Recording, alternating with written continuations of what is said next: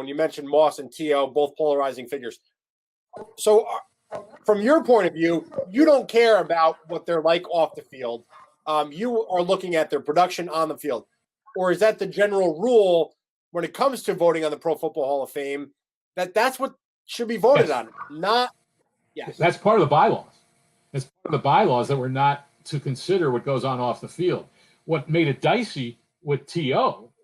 is that, and where some agree and some disagree, is that what goes on in the locker room and being divisive within your own team and throwing teammates under the bus and different things like that. It's not between the white lines in terms of production, but is that on the field or off the field? And there's many who believe that that's on the field. And I can tell you there's Hall of Famers who question Terrell Owens and the way he was. So that was a big part of the controversy involving him, and a certain part with Randy Moss.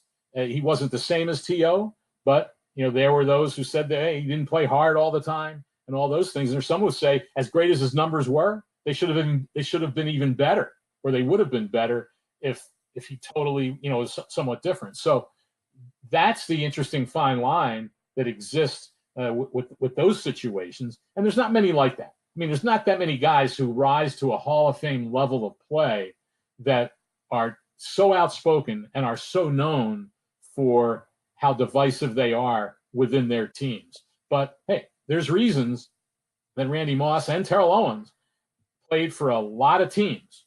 Not many guys that happens to them. Not many Hall. Some move on late in their career, whether it's Emmitt Smith or guys like that play the last 1 or 2 years when a team moves on after 14 or 15. But I did some on the average. The average of a lot of Hall of Famers is 10 or 11 teams with their original team. Those guys were both 7 with their first team. And so there's a reason that teams move on from them. And so that was a part of the discussion.